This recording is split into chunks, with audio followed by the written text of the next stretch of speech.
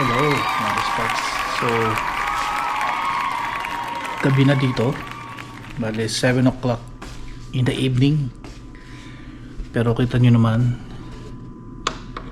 napakaliwanag pa sa labas. So ayun, bale galing tayo sa Walmart kanina at may nabili tayong steak. Naka-promo kasi siya, kaya kinuha na natin. So dati siyang $31.72 at nakuha lang natin siya ng $14.27. So nakasave tayo ng $17.45. So ay pakita ko sa inyo. So ayan. So yan yung steak na lulutuin natin. Okay, pero syempre hindi lahat. Isang piraso lang. Let's go.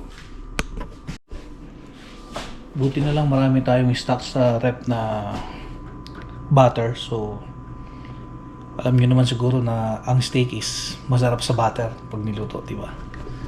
So meron tayong butter dito. Nasaan na? Ito. Ayan. Meron tayong sweet cream butter, salted. So madami pa siyang laman. Ayan yung laman ng rep. Marami pa tayong stock. Fish, chicken, beef. Kung ano na sama-sama sila dyan. Pero syempre meron tayo ditong beer. Pero matagal na natin din nainom. Kasi hindi naman tayo pala inom, no?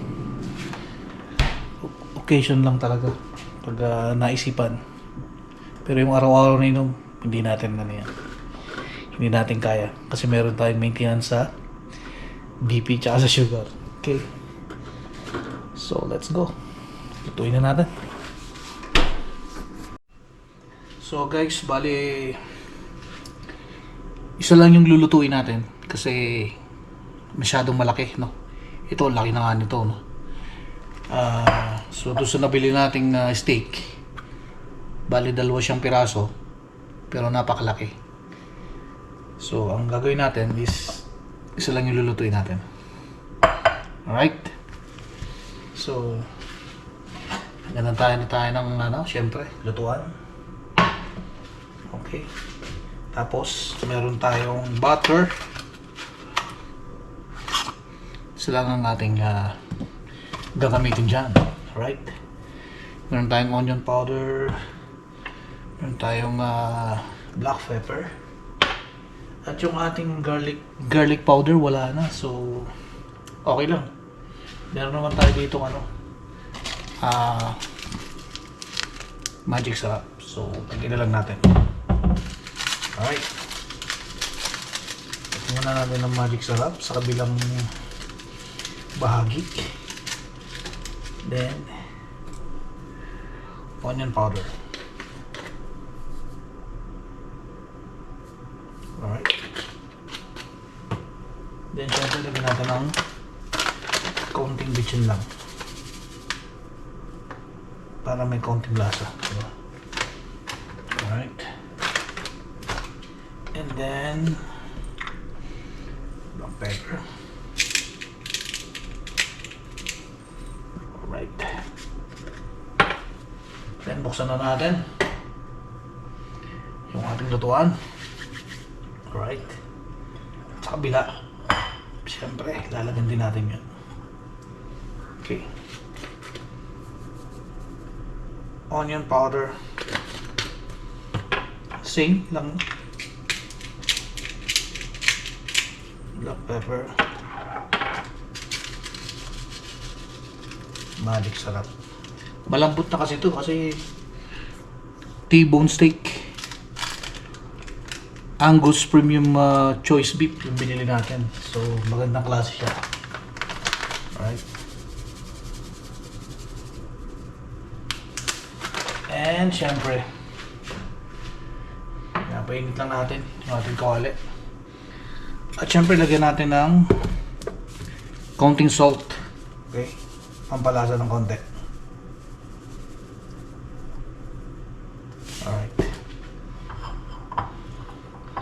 Sa kabila, ganun din. Lagyan natin ng salt. Alright.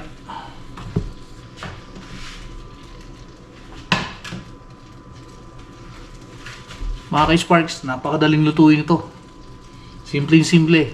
May kawali ka lang, meron kang butter, meron kang steak, ayos na.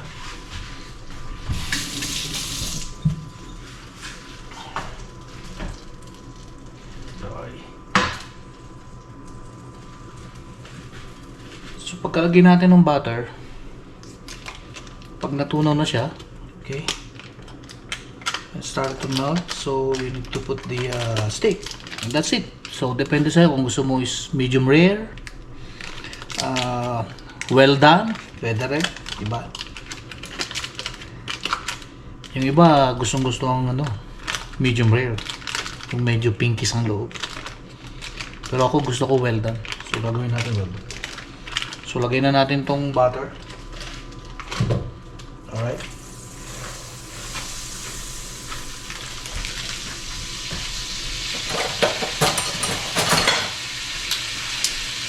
Mabilis lang tong matunaw.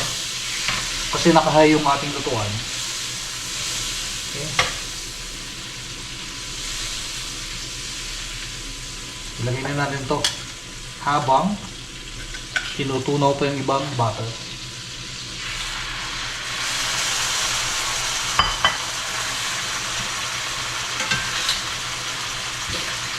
Amoy ko agad. Sarap.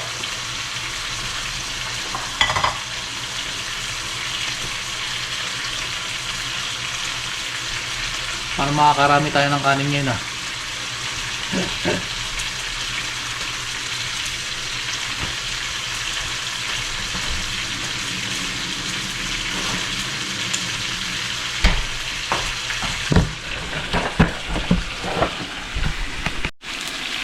So ayun na guys yung itsura niya. So ang gagawin nyo guys, yung ilalim medyo angat natin ng konti para pumasok yung butter sa loob. Ayan. Alright. So makakita nyo, baliktad natin. Diba? Right. Kanya dito brown na siya. Malambot siya guys. Napakasarap niya.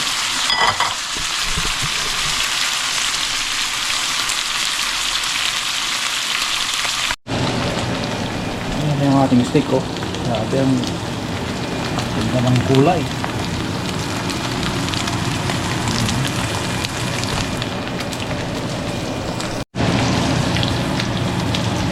Maya guys, luto na to. Napakalaki. Kahit isang piraso, napakalaki. So, yung matitira, kainin ulit natin, kinabukasan.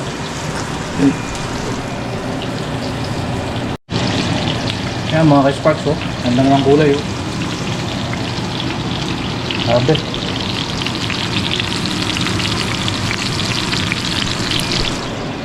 Makakarami na naman tayo ng rice niyan.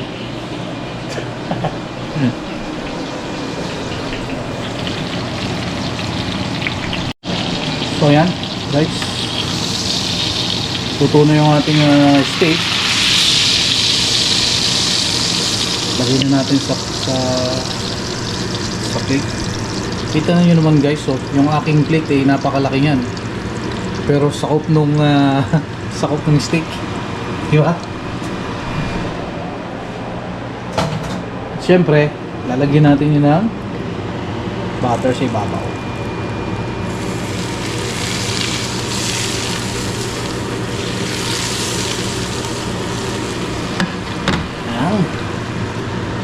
Marap. Para mas masarap, di ba? Kasi hindi naman yan yung pure na mantika eh. So yung nilagay ko is butter. So, let's go. Luto na ang stick natin. Let's eat.